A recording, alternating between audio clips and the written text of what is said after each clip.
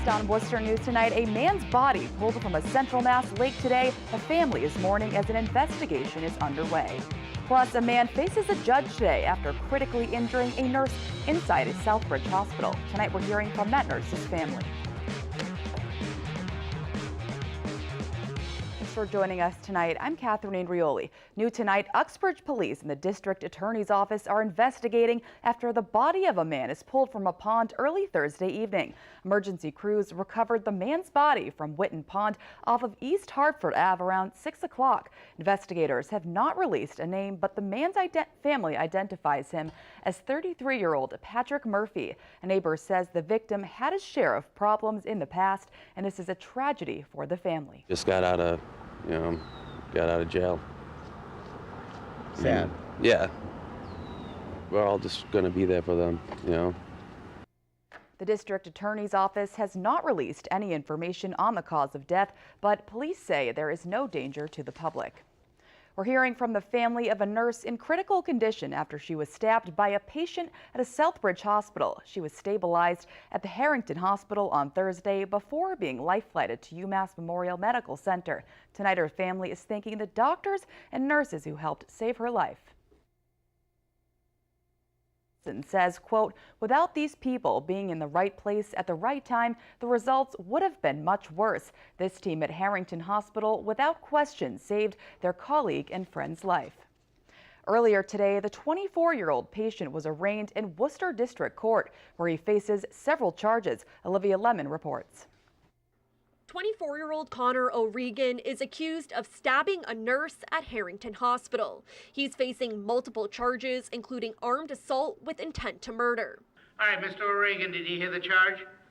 Yep. Prosecutors say O'Regan was unhappy with treatment he received at the hospital 3 weeks earlier. According to police records, he formulated a plan to get a knife from his parents' house so he could stab someone at the hospital. He did not feel that he had the treatment at that time. It was satisfactory. He was not given any pain medication, and I was not found to have any fracture in that arm. She was upset about that. In Worcester District Court, a forensic psychologist told a judge the defendant suffers from schizophrenia and often believes the TV and radio are sending him messages and talking about him. While he did report daily reports of hearing voices and denied active auditory hallucinations, he did, in my opinion, appear to be internally preoccupied. Dr. Stephanie Hansen says it appears he was self-medicating with drugs and alcohol, but stopped within the past week or so. Prosecutors say Wednesday, O'Regan sat in his car sharpening the knife for 20 minutes before entering Harrington Hospital. Once inside, he was escorted to a room by a 65-year-old nurse, now identified as Elise Wilson. He then took out the knife and began to stab Miss Wilson. She began to scream. A public safety officer, Brody Blair, came in and found the defendant attempting to stab Miss Wilson. At that time, the defendant, before you moved towards Mr. Blair with the knife, scaring him and other individuals in the hospital away. The nurse suffered stab wounds to the face and a severe laceration to her arm. I did speak to a police officer where he admitted to his involvement in the incident and understood that what he did was wrong. Olivia Lemon, Worcester News Tonight. Crews have officially started canvassing in the West Brookfield area for a white car they believe could be buried underground. They believe that vehicle belongs to a suspect in the Molly Bish murder case. Our Brittany Schaefer was there today and has the story. God, please let there be something. 17 years after her daughter's disappearance and death, Maggie Bish is still searching for justice for Molly. It's been a long journey, and I'm tired. This would be wonderful for all of us if we could finally take this to the end and just some peace. That's what I want. Maggie Bish last saw her daughter after dropping her off at work as a lifeguard. She remembers seeing a white car parked near Coman's Pond. That mother's fear, that gut feeling, when they say that sometimes you get that, you don't really know. But I did look into their eyes, and that person, there was a message, and it was like I was saying, not my child. Now the investigation into the vehicle has led to an old campground in West Brookfield. This individual had been gone from the morning Molly disappeared until the morning after her abduction. He was reported to be at this campground driving a very badly damaged white vehicle. He was reported to have scratches on his face and a broken nose. Dr. Sarah Stein has been working the case since 2003. She says they have already found small pieces of metal on the surface. We have found metal that has been compromised. The technology can detect objects 15 feet underground, and crews will be able to tell if the ground was disturbed. What we're looking for is any kind of anomaly. So if you can dig a hole, take the sand out, put the soil back in, compact it, it's different than the soil around it. The investigators and the Bish family say they are hopeful the search will lead to more answers and eventually justice for Molly. Everybody wants to put this to rest for the family and get some closure and take somebody off the street. You want it, but you're afraid of it, and then you're hoping that it's going to be something that's going to give you that peace that we've been looking for. Now, the private investigator says if they do find a mass large enough to be a car underground, it'll take them a few days to dig, and then they will alert the public within a week. Reporting in West Brookfield, Brittany Schaefer, Worcester News Tonight. Dozens of Worcester public school teachers rally outside of a city budget hearing Thursday.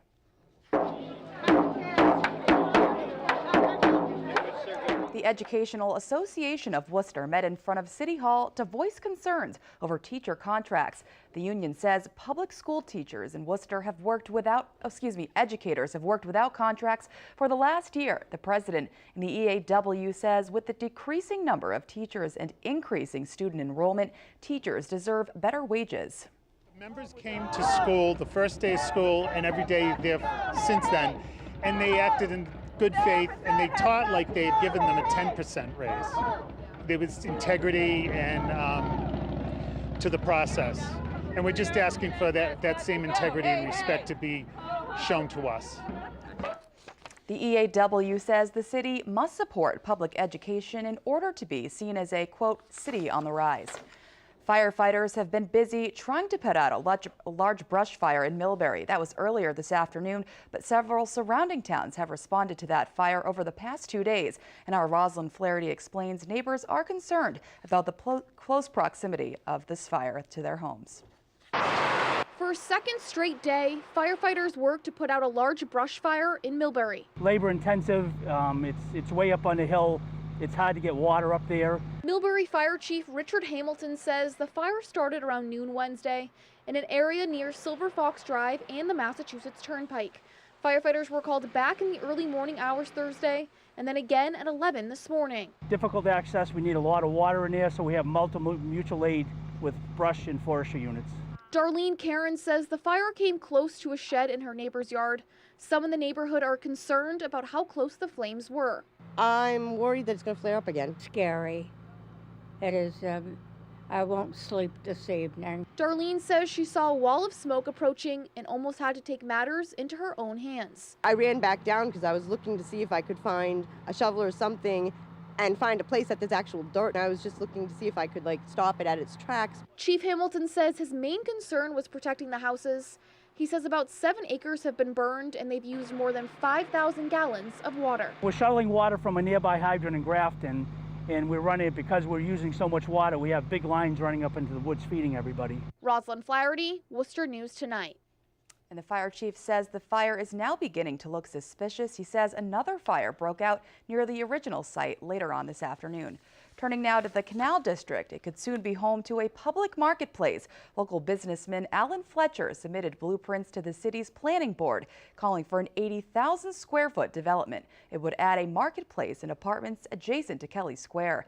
Fletcher says he wants to bring a similar concept of the Boston Public Market to Worcester. He plans to have around 40 vendors inside that market and apartments on the floors above. He purchased the property next to the Crompton Collective building 4 years ago with a vision to bring in more foot traffic. Fletcher is a member of the Canal District Alliance and says the Kelley Square area is primarily a bar scene. He wants to change that and add more living space to attract young people to the city. Trying to do is a mixed-use building that offers a dynamic, active use that will sort of solidify and accelerate all of the good things that are happening in the Canal District. So the first floor of the building will be a public marketplace with everything. The nearest analogy is the Boston Public Market. My own children grew up and moved out of town, you know, and there was nothing here that I could brag about to convince them to move back. So I'm trying to help build a city where you could invite your children to move back.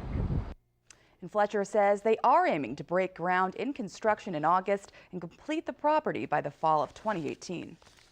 The official start of summer is right around the corner, but today, people in Dudley kicked off the season at the 62nd annual Dudley Grange Strawberry Festival. The event brings in thousands of people each spring, shipping in nearly 1,600 pounds of strawberries to serve up more than 2,000 strawberry shortcakes. The festival is put on by Dudley Grange, a nonprofit preserving rural and agricultural traditions. Today, families enjoyed both the food and the fun. Many say it's a tradition they come back to every year. And it's something that my family and I start looking forward to maybe February when we know that summer is actually coming. We get about 3,000 people at one of our events at the Strawberry Festival.